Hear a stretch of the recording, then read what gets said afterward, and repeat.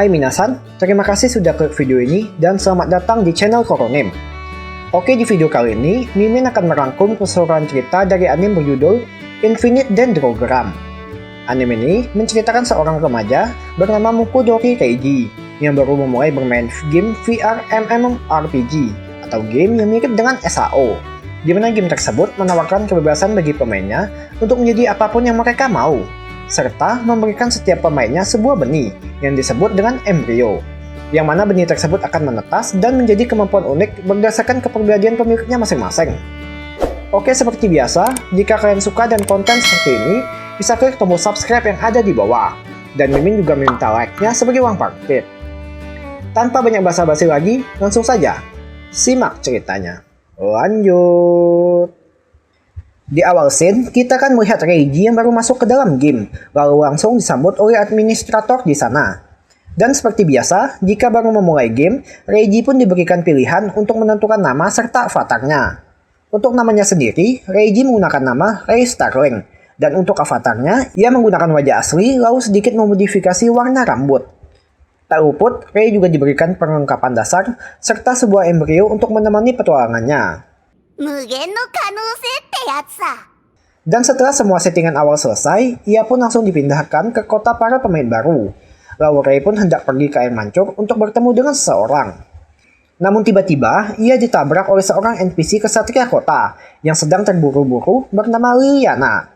Kemudian, Liliana pun menjelaskan kalau ia sedang mencari adiknya yang hilang bernama Miliane, serta meminta bantuan Rei untuk mengabarinya sejika melihat atau bertemu dengan adiknya, lalu pergi. Dan Rei pun baru sadar kalau sedari tadi ia sedang diberikan quest pertamanya.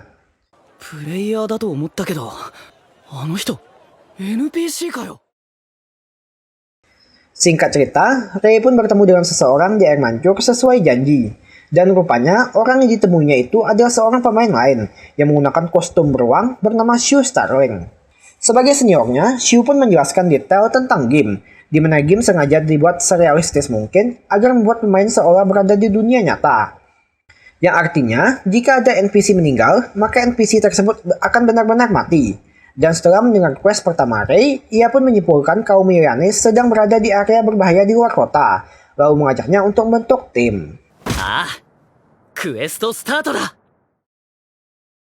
Pertama-tama, sebelum masuk ke area berbahaya, karena level Rei masih 0, Shu pun memberikan beberapa potion serta sebuah item penyelamat nyawa. Lalu juga menjelaskan penalti kalau mati di dalam game, yakni larangan login selama 3 hari. Di sisi lain, nampak Liliana sedang kesusahan menahan serangan monster, sembari melindungi adiknya. Tapi tiba-tiba, muncul Shu bersama Rei datang membantu, yang lalu dengan sekejap berhasil mengamankan mereka. Namun meskipun begitu, quest masih belum selesai.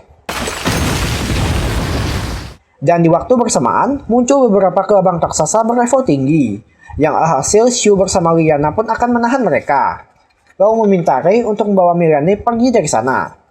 Tapi perjalanan Rei juga tak semulus yang direncanakan, karena di pertengahan jalan, ia tiba-tiba diserang oleh seekor kelabang.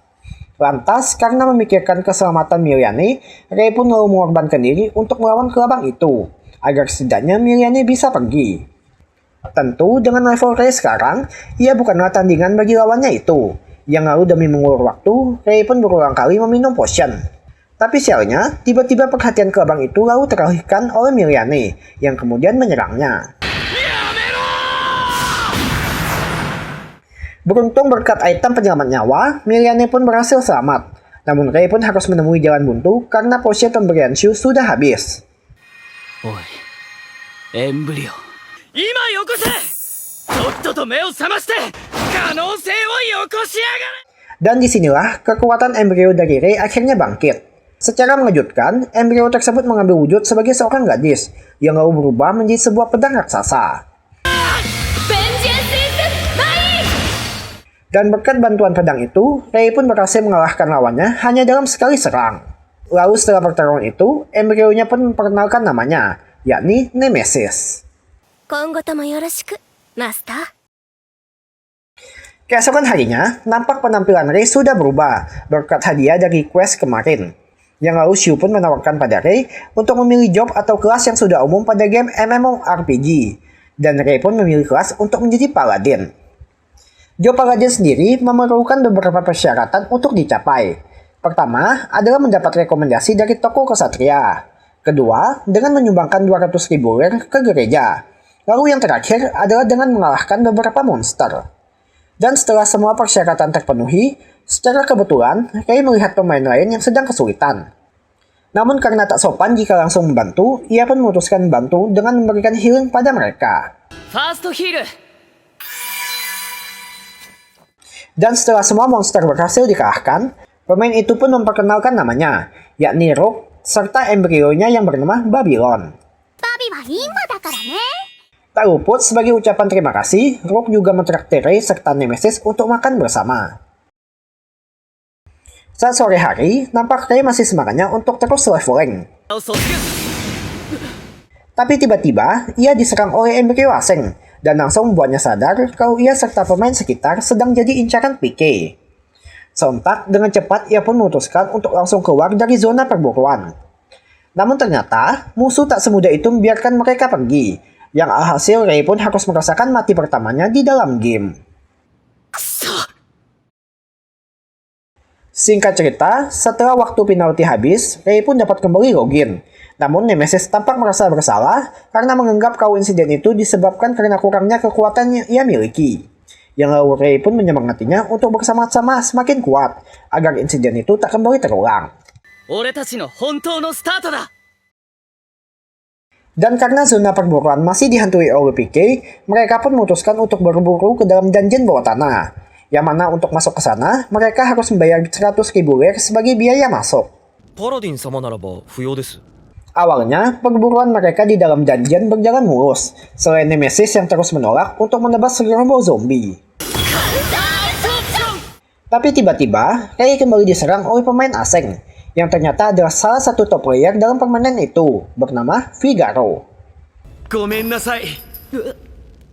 Lalu Figaro pun menjelaskan bahwa ia salah mengira kalau Rey adalah seorang monster, dan Rey juga menjelaskan alasan mengapa ia berburu di sana. Lalu, sebagai bentuk permintaan maaf, Figaro pun berjanji akan mengurus sang PK, lalu pergi.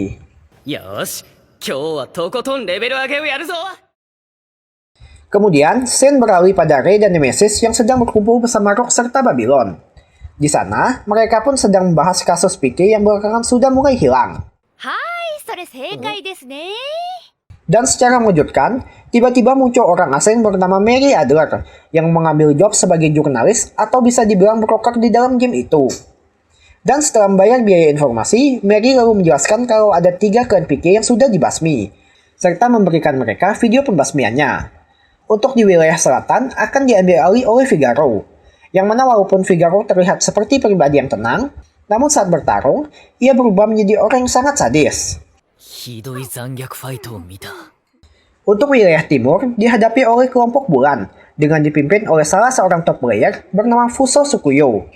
Sedangkan wilayah barat dihadapi oleh salah seorang top player juga bernama Lei Lei yang dengan sekali pukul semua lawannya pun langsung kalah. Dan yang terakhir berada di wilayah utara atau tempat saat Rey dibunuh. Namun kali ini ada yang berbeda dari kasus PK lain, di mana aksi PK tersebut dilakukan seorang diri oleh pemain tingkat atas. Yang alhasil walau wilayah perburuannya sudah di bumi hanguskan sekalipun, ia masih bisa selamat. Dan akibat dari hilangnya aksi teror PK, tampak guild langsung ramai dipenuhi dengan berbagai macam quest. Yang lalu Rey sendiri membentuk grup bersama Rogue dan Mary untuk menyelesaikan misi mengantar barang ke kota sebelah. Singkat cerita, nampak Rey sedang menjalankan quest bersama dengan partinya. Tapi di pertengahan jalan, mereka melihat beberapa NPC yang sedang diserang oleh segerombol goblin. Dan tentu sebagai pemain yang baik, kelompok Rey memutuskan untuk membantu mereka. Dan dengan level mereka yang sudah berkembang, tentu segerombol goblin itu pun langsung berhasil dikalahkan. Tapi tiba-tiba muncul monster raksasa yang ternyata adalah UBM atau Unique Boss Monster bernama Gardranda. Sebagai monster sekelas boss, Gardranda mempunyai kemampuan untuk menyemburkan racun ke area sekitar dan buat efek lumpuh pada lawannya.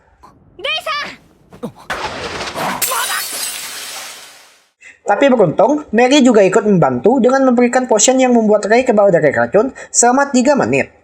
Namun meskipun begitu, serangan dari Ray masih belum bisa memberikan luka fatal bagi lawannya. Yang lalu ia pun berniat menggunakan skill Vengeance is Mine. Karena kemampuan tersebut dapat men-stack damage yang diterima, lalu menggandakannya sebagai serangan balik. Sembari sibuk mengumpulkan stack, kelompok Rook juga ikut membantu dengan melawan seekor burung raksasa yang digunakan garda rendah sebagai tunggangan. Dan ketika damage yang terkumpul sudah cukup, Ray pun lalu melakukan serangan balik.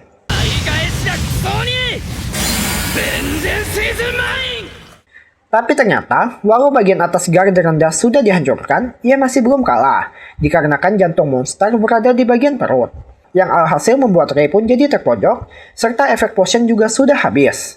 Ajaibnya, di waktu terdesak itu, tiba-tiba Nemesis mendapat notifikasi untuk berevolusi. Yang lalu dengan wujud barunya, Nemesis juga mendapat kemampuan baru, di mana ia dapat membalikan semua efek negatif menjadi positif. Alhasil dengan kemampuan baru itu, asap beracun garda rendah pun sama sekali tak berpengaruh pada Ray. Dan saat akan mengakhirinya, secara tak terduga, garda rendah hendak melakukan serangan balik. Tapi beruntung, muncul serangan dari embrio asing yang menyerang Ray tempo hari, dan membuat garda rendah pun kali ini berhasil dikalahkan. Setelah kejadian itu, mereka pun akhirnya sampai di kota tempat quest berlangsung. Dan saat sore hari, nampak Ray masih sedang mencoba item baru yang didapat saat berhasil mengalahkan garda rendah. Tapi karena belum tahu cara penggunaannya, Ray malah jadi terserang oleh senjatanya sendiri. Yang membuatnya pun harus beristirahat karena terkena efek racun. Dan di waktu bersamaan, muncul pemain lain berkostum penguin bernama Flamingo. Yang lalu Flamingo pun menawarkan potion penyembuh pada Ray. Dengan sedikit rasa curiga, Ray lalu meminum potion itu. Namun bukannya sembuh, potion itu malah menumbuhkan kuping binatang di kepalanya. Yang ternyata Ray sudah dijadikan tikus percobaan oleh Flamingo. Lalu ia pun memberitahu kalau efeknya akan menghilang dengan sendirinya setelah 10 jam. Kemudian melarikan diri. Untuk sementara, Ray pun harus bertahan dengan penampilan barunya itu.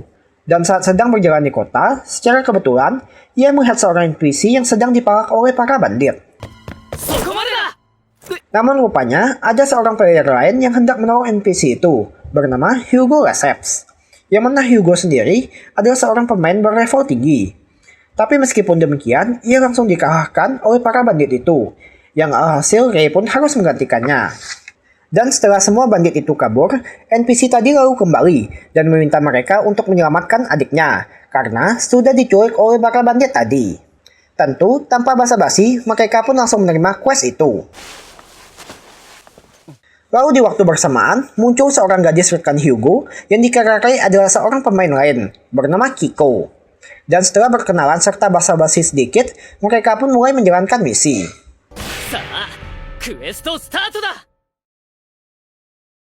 Di tengah perjalanan, Hugo mengeluarkan kekuatannya, yang ternyata ia memiliki job bernama Magin Gear, yang membuatnya mampu mengendalikan robot besar sebagai senjata, tapi membuat status fisikalnya jadi sangat lemah. Singkat cerita, akhirnya mereka pun sampai ke depan markas musuh, dan sesuai yang telah direncanakan sebelumnya, Hugo akan bertindak sebagai pengalihan, sedangkan Ray akan menyusup untuk menyelamatkan para sandera. Tapi saat baru memasuki markas musuh, ia langsung disambut oleh segerombol undead, korban kekejian para bandit. Dan dengan perasaan iba sekaligus kesal, Ray pun lalu memutuskan untuk mengakhiri penderitaan mereka.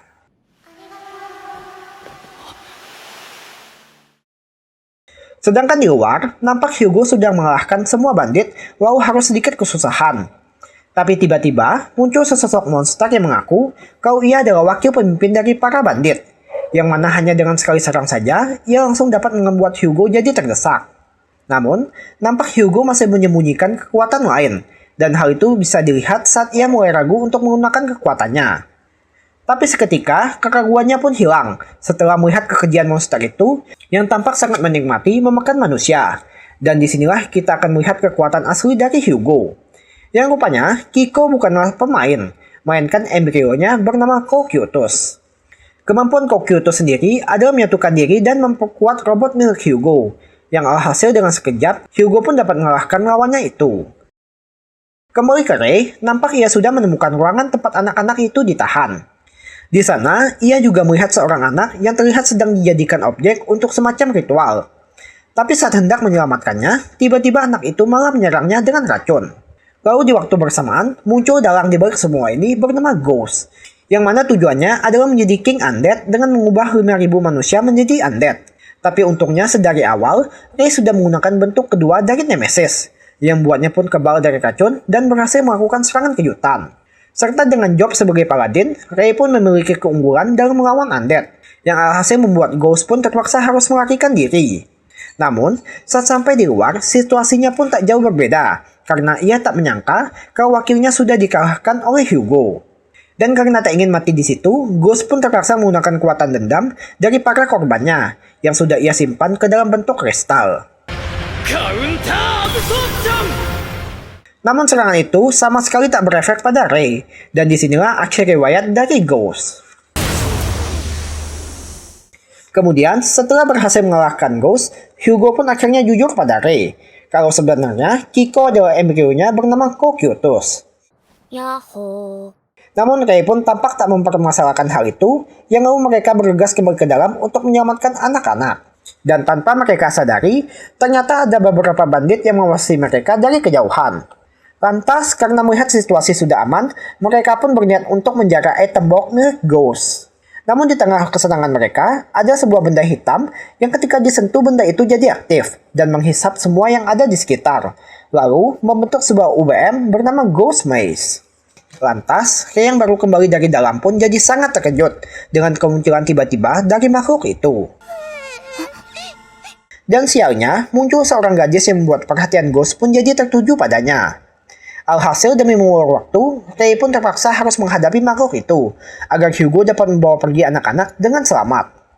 Karena Ghost termasuk monster kategori boss, tentu serangan biasa dari Rei tak bisa berbuat banyak, karena ia dapat beregenerasi dengan cepat. Lalu demi mengalahkannya, Rei pun berniat menggunakan skill Vengeance is Mine, karena teringat masih menyimpan damage saat melawan Ghost di awal. Tapi setelah mendapat celah, tiba-tiba Ghost melakukan serangan balik, yang membuat Rei pun terhempas dan tak sadarkan diri. Dan demi menyelamatkan Rei yang HP-nya tinggal segaris, Nemesis pun akhirnya meminumkan potion dari mulut ke mulut, karena efek yang dihasilkan akan lebih efektif. Kemudian, scene beralih ke alam bawah sadar Rei, di mana ia bersama sosok hitam yang belum disebutkan siapa, melihat gambaran masa lalu, saat Rei menyelamatkan seorang gadis dari kecelakaan. Beruntung, mereka diselamatkan oleh kakak Rei, tapi hal itu juga membuat kakinya jadi cedera. Tentu, akibat dari tindakannya, Rei pun jadi merasa bersalah. Lalu demi menenangkan adiknya itu, kakaknya pun mengajarkan, kalau di setiap kesulitan pasti ada kemungkinan. Sesamaji, Ani. Dan ternyata sosok hitam yang bersama Rei adalah kesadaran baru yang muncul dari item Gardranda. Kembali ke Nemesis, nampak ia yang seorang diri pun sudah mulai terdesak karena harus menahan Ghost seorang diri. Dan untungnya, Rei bangkit di waktu yang tepat. Serta dengan semangat baru, ia lalu kembali berhadapan dengan Ghost. Tentu dengan pengalaman sebelumnya, ia pun kali ini berhasil menghindari serangan kejutan. Dan akhirnya kali ini Ghost pun benar-benar berhasil dikalahkan. Keesokan harinya, nampak Rei sudah mendapatkan banyak uang sebagai hadiah atas pencapaiannya, karena telah mengalahkan Ghost. Lalu, ia pun berniat membagikan sebagian hadiahnya itu pada Hugo. Tapi sebelum itu, pertama-tama ia pergi bertemu dengan Mary untuk berkonsultasi, cara supaya agar menjadi lebih kuat.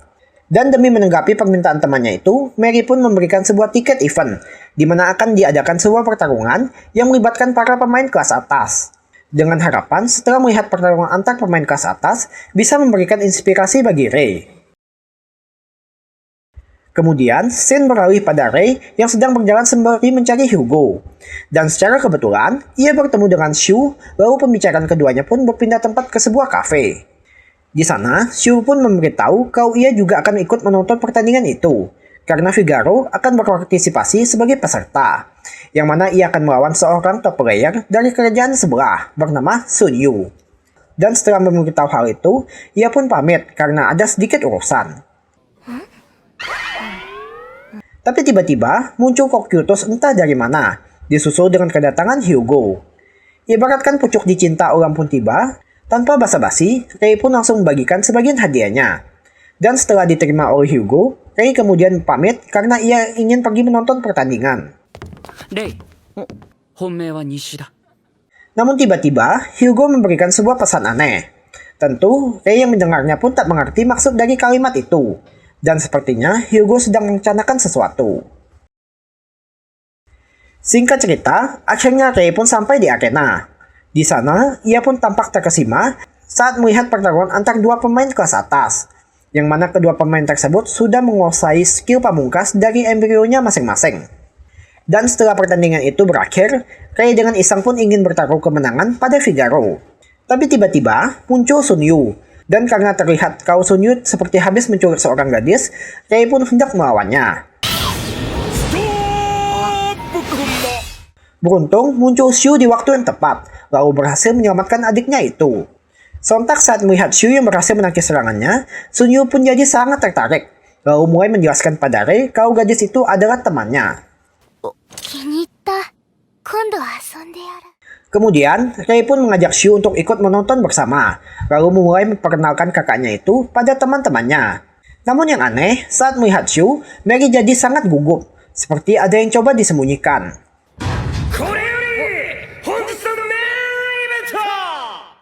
Nampak para penonton begitu antusias karena akan menyaksikan pertarungan antar dua top player. Awalnya, pertarungan itu tak bisa dilihat secara biasa karena saking cepatnya. Namun setelah dilakukan penyesuaian, terlihat kalau Figaro hanya bisa menahan serangan lawannya tanpa mendapat celah untuk melakukan balasan. Yang lalu Sun Yu pun mulai menyerangnya dengan sihir area. Tapi serangan itu juga berhasil ditahan oleh Figaro tanpa terluka, berkat efek dari armor yang ia pakai. Namun secara tak terduga, Sun Yu berhasil memberikan luka dalam pada Figaro, di mana rupanya diam-diam ia menggunakan kemampuan embrionya yang adalah teleportasi. Sontak Figaro yang tak ingin kalah pun akhirnya serius, di mana ia melepaskan semua armor yang ia pakai. Karena ternyata kemampuan embrio dari Figaro berbentuk jantung, yang membuat semakin sedikit item yang dipakai, maka ia akan jadi semakin kuat. Dan tak perlu waktu lama, Figaro pun hendak mengakhiri pertarungan, dengan mulai mengeluarkan senjata legendaris, begitu juga dengan lawannya. Tapi dengan status yang sudah jauh berkembang, jelas Figaro pun lebih unggul dan berhasil mengalahkan lawannya kali ini. Setelah pertarungan itu, para penonton pun jadi sangat puas atas performa dari kedua belah pihak. Namun secara tak terduga, terjadi sebuah kejanggalan, di mana tiba-tiba Figaro berhenti bergerak, lalu di waktu bersamaan muncul Flamingo. Dan disinilah kita akan melihat sosok sebenarnya di balik kostum penguin itu. Yang ternyata Flamingo adalah buronan kerajaan bernama Mr. Franklin. Sontak, dengan cepat para pemain lain pun langsung melakukan serangan bertubi-tubi padanya. Tapi serangan itu sama sekali tak mengenainya, berkat penghalang dari arena. Dan ia juga sudah menyandarkan seorang putri kerajaan bernama Elizabeth, hingga membuat para pemain lain pun tak bisa asal menyerangnya. Belum diketahui tujuan pasti Franklin melakukan semua ini, namun sepertinya ia hanya ingin bersenang-senang. Hal itu bisa dilihat dengan ia secara sengaja mengurung semua player veteran ke dalam arena, dan hanya membiarkan pemain berlevel di bawah 50 untuk pergi. Dan tentunya sudah mengantisipasi hal tersebut dengan mengajak para pemain yang hendak membelot dari kerajaan untuk bekerja sama. Dengan sombongnya, para pembelot itu pun mengira kalau mereka hanya akan melawan para newbie. Namun seketika, kesombongan itu berubah jadi ketakutan, karena mereka tak pernah menyangka kalau Rei serta Rock mempunyai item tingkat tinggi. Dan tak perlu waktu lama, semua pembelot itu pun berhasil dikalahkan. Di sisi lain, Franklin yang mengetahui para pembelot sudah dikalahkan, nampak begitu tenang, karena ada orang kepercayaannya yang masih bertahan. Dan salah satunya ternyata adalah Hugo. Tapi tiba-tiba muncul serangan dadakan, lalu membuat Franklin jadi terluka parah. Dan terkeluarlah satu lagi fakta yang mengejutkan, kalau ternyata proyek PK yang dicari-cari oleh Rei selama ini ternyata adalah Mary Adler. Sembari membawa Elizabeth pergi, Mary pun dapat menghindari pertemuan dengan bawahan Franklin, berkat sebuah alat detektor. Diceritakan kalau pertemuan awal di antara Mary dan Elizabeth terjadi secara tak sengaja, di mana saat Mary sedang berjalan di kota, ia melihat Elizabeth yang hendak diculik oleh sekelompok bandit, lalu menyelamatkannya, dan itulah awal dari kedekatan mereka. よし、あと一息ですよ、エリちゃん。 Tapi tiba-tiba, Elizabeth kembali diculik dari jarak jauh lewat sebuah mantra. Dan Franklin juga mengutus salah satu orang kepercayaannya untuk mengalahkan Mary, bernama Theodore Bell. Alhasil, Mary pun benar-benar dibuat kesulitan olehnya, karena kemampuan embrio Theodore Bell adalah mengendalikan 4 pemain musik sekaligus, yang masing-masing punya kemampuan unik. Di ambang kesulitan, Mary pun jadi teringat dengan kehidupan nyatanya. Diceritakan kalau sosok Mary Adler yang kita kenal adalah karakter fiktif karangan seorang komikus. Tapi tiba-tiba, suatu hari sang komikus kehabisan ide untuk melanjutkan cerita. Dan disinilah awal ia bermain Infinite Dendrogram dengan menjadi sosok Mary Adler, dengan harapan agar bisa mendapat ide untuk melanjutkan jalan cerita. Kembali ke pertarungan, Theodore Bell yang mengira kalau ia sudah berhasil mengalahkan Mary hendak meminum potion untuk mengembalikan HP-nya. Tapi ternyata Mary berhasil selamat dengan menggunakan sebuah skill khusus, walau harus membuat hampir semua mana yang ia miliki jadi terkuras. Dan untungnya hal itu pun tak sia-sia, karena setelahnya ia pun berhasil mengalahkan Theodore Bell dengan menggunakan skill pamungkasnya. Sayonara, King of Orchestra. Di sisi lain, Hugo yang ditugaskan menjaga gerbang barat lalu dihampiri oleh Franklin. Kemudian, ia pun menitipkan pesan agar membiarkan Ray untuk lewat, karena ia sendiri yang akan berhadapan dengannya. Hai. Ona. Sembari menunggu, Hugo pun jadi teringat dengan masa lalunya. Diceritakan, sosok asli Hugo adalah seorang wanita, yang mana walau ia dianugerahi ayah yang kaya, serta ibu yang cantik, tapi kehidupan mereka tak bahagia, karena ayahnya sering melakukan KDRT. Hingga akhirnya karena tak tahan, hal itu pun membuat kakaknya kabur dari rumah. Lalu kedua orang tuanya saling bertengkar hebat, yang kemudian bercerai. 私はユーゴーに課した役割を放棄する。 Dan di waktu bersamaan, datang Ray bersama Rook yang hendak mengejar Franklin. Sesuai dengan arahan Franklin, Hugo lalu bersedia membiarkan Ray lewat, tapi tidak dengan Rook. Namun saat hendak melintas, tiba-tiba Hugo berubah pikiran dengan meminta Ray untuk bertukar serangan.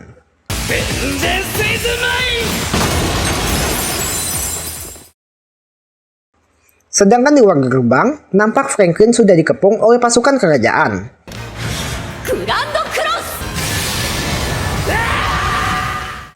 Tapi hal itu tak cukup untuk menghentikannya, yang lalu ia pun mulai memanggil makhluk aneh dan membuat serangan dari Lyanna jadi tak berdampak. Dan karakter yang ditunggu-tunggu pun akhirnya datang.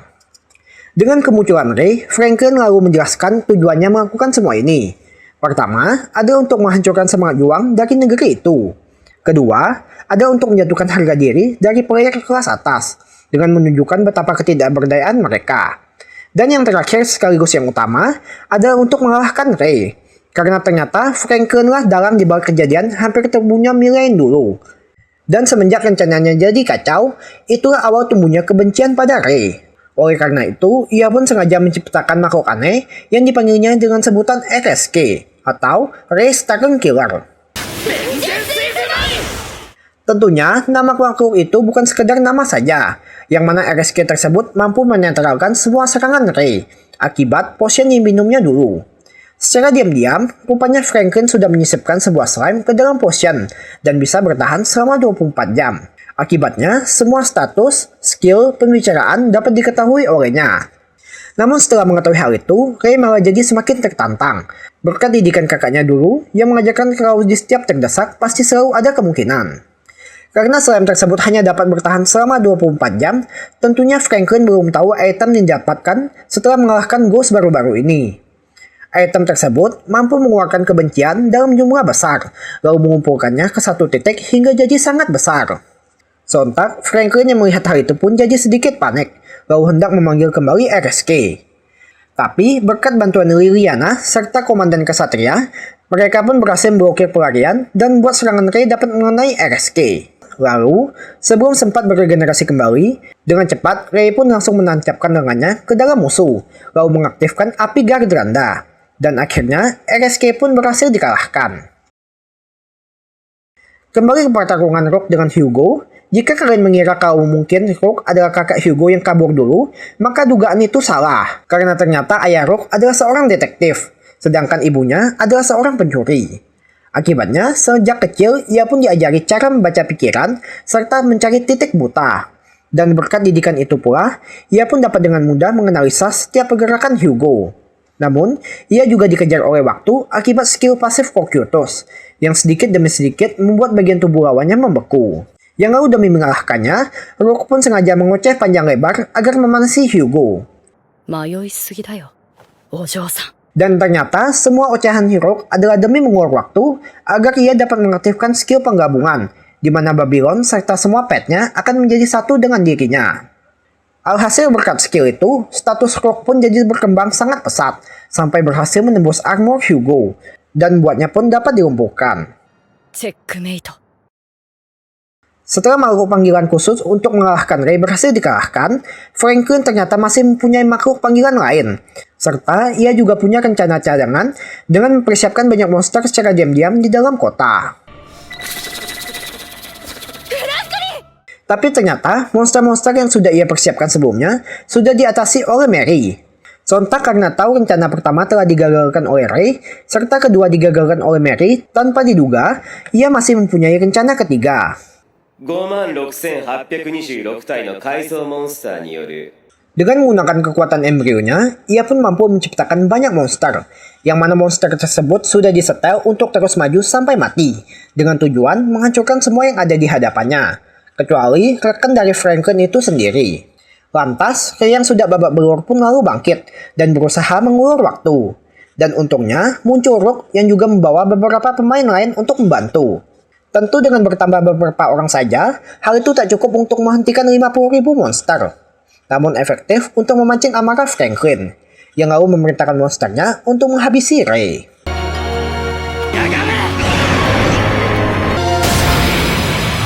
Secara mengejutkan, muncul sosok sebenarnya di balik kostum beruang Sue Starling, yang rupanya ia adalah seorang pemain nomor 1 di dalam game itu, dan bergelar King of Destroy. Tentu, julukan itu bukan sekedar nama saja, yang mana statusnya saja sudah melebihi 100.000, bahkan dapat mengalahkan monster berlevel tinggi layaknya seperti kertas. Sontak, Franklin yang melihat hal itu pun jadi sangat terkejut, tapi ia masih tenang menunggu Shu kehabisan tenaga. よしこれで進軍は開始され Namun lagi-lagi, Shu mengejutkan kita semua dengan menggunakan embrionya, berupa kapal perang, dengan dilengkapi senjata pemusnah massal. Akibatnya, hal itu pun membuat Franklin sadar batasan dari kekuatannya. Dan datanglah Ray menghadapi Franklin untuk menyelesaikan semua ini. Pertama-tama, sebelum adu gelut, Ray pun ingin bertanya pandangan Franklin terhadap para NPC. Lalu Franklin pun menjelaskan kalau tentu ia menganggap NPC di sana benar-benar hidup layaknya seperti manusia. Dan mungkin semua ini adalah isekai atau proyek alien. Tapi ia tetap harus melakukan semua ini demi membuktikan pada dirinya sendiri bahwa ia tidak akan kalah pada orang yang berusaha menghalanginya. それは Ternyata, sembari Franklin sibuk mengoceh, Mary sudah diam-diam menyelamatkan sang putri. Oleh karena itu, Shu pun bisa tanpa ragu menembakinya. Tapi saat hendak mengakhiri semua ini, tiba-tiba muncul Hugo yang mencoba melindungi Franklin. ユーゴ Karena ternyata Franklin adalah kakaknya dulu yang kabur dari rumah. Alhasil terjadi pertarungan final antara Hugo dengan Ray, yang mana kondisi keduanya sudah babak belur akibat pertarungan mereka masing-masing. Tapi Ray berhasil menang walau harus mengorbankan lengannya, yang kemudian disusul dengan kekalahan Franklin. 次は私たちが勝つ。 Scene akhir menampilkan Hugo yang dikeluarkan dari klan Franklin, agar kakaknya itu dapat melakukan aksi teror tanpa ada halangan dari hati nuraninya, serta Ray yang menyelesaikan urusannya dulu dengan Mary.